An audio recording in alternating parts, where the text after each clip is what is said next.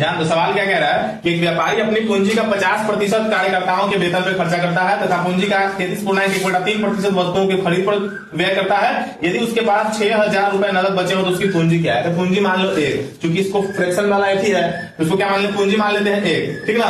50% खर्चा करता है कार्यकर्ता पर, यानी कि 50% को फ्रैक्शन में कितना लिखते हैं? 1/2 लिखते हैं। 1/2 खर्चा किया है अपने कार्यकर्ताओं पे और कह रहा है वस्तुओं की खरीद पर 33.1/3% खर्चा किया है तो उसको फ्रैक्शन में कितना लिखते हैं? 1/3।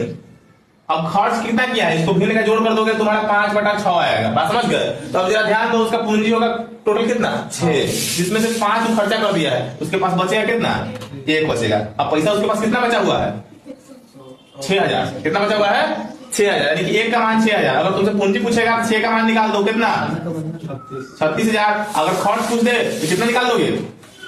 5 का मान, 5,000 खर्चा किया है, 36,000 पूंजी है, 6,000 बचाता है। जरा क्या पूछा सवाल तुमसे? तो उसकी पूंजी क्या है? पूंजी कितना होगा? 36,000। बस।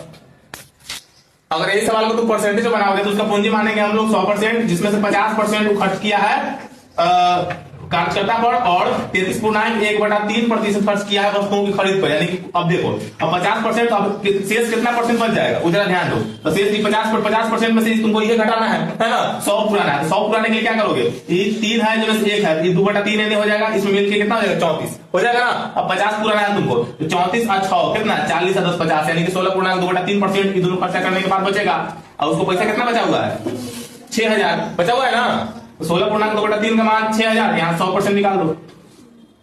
6,000 गुने 100 अब बटा ये 16.2/3, इसको सीधा करके लिख दो। 16 यहाँ डाल दो, 50/3 होगा ना।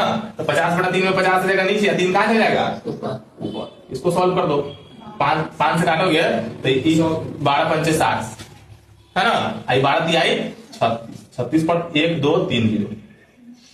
ऐसे भी तुम कर सकते हो।